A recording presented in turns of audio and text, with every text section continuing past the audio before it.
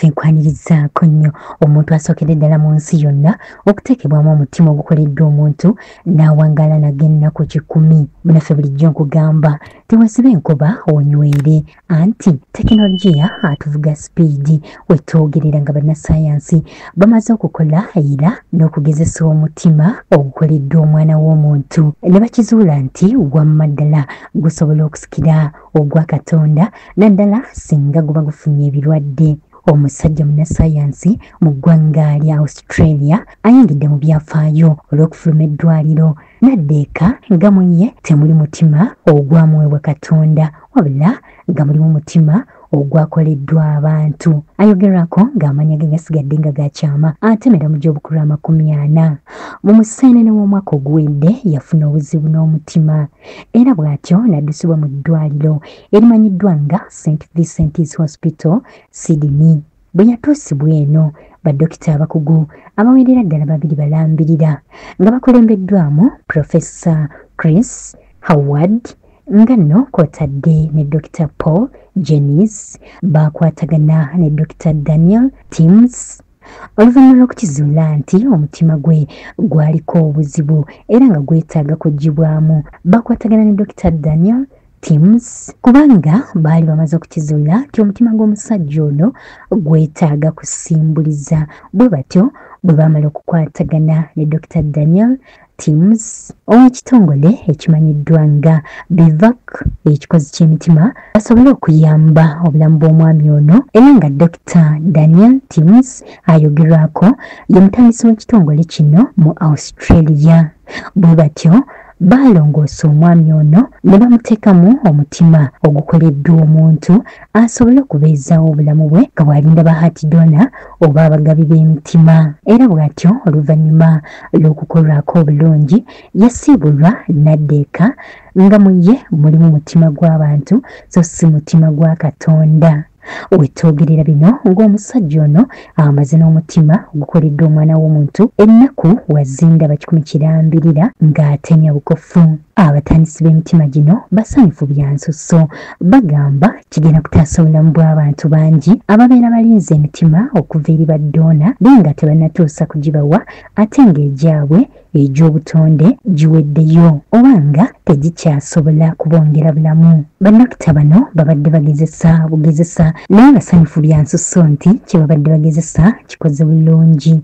Bijjidde mu kaseera ng'enkola eno yakagezesebwa ku bantu 5 mu ggwanga lya America nga ne mu Julayi w'omwaka oguwedde omusajja atemera mu myaka egy'obukulu 58 yaweebwa omutima guno n'amala nagwo ennaku 5 nga bw'alindirira ddoona.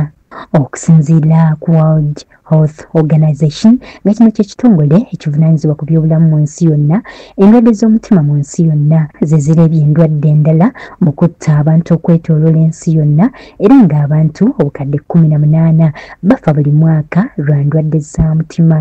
Okusinziira ku kitongole ky'ebyobulamu mu America omwaka oguwedde abantu 35,000 bakyusibwa emitima okuva ku baddoona ng'egyabwe egy'obutonde baabuwe gifudde so ng'ate abantu abawerera ddala 4,400 bwetwogerera nga mu kaseera kano baamala dda okwewandiisa era nga bali ku lukalala lwabo abalinze okukyusibwa emitima.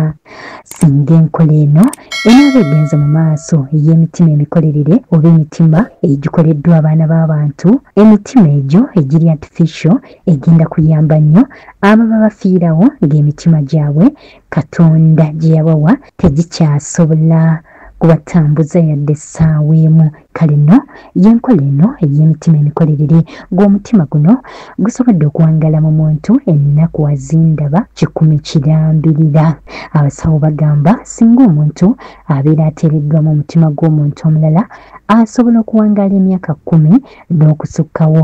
Kale nno abakozi b'emitima gino emikolerere bagamba nti balabira ddala ng'olugendo lwe bakutte lulungi ng'oba oliawo enkola eno yanditaasa abantu mu nsi yonna ababadde bafa olw'endwadde ez'emitima. Y'enkola eno ey'omutima omukolerere ogusobodde okuwangaala mu muntu ennaku wazindaba 10 kirambirira ng'atemya bukofu nga talina mutima gwa Katonda gwe yamuteekamu wabula ng'alina mutima ogukoleddwa omwana w'omuntu. Kale nno tekinologiya awo waatutuusizza ate ng'akyatulabya bingi.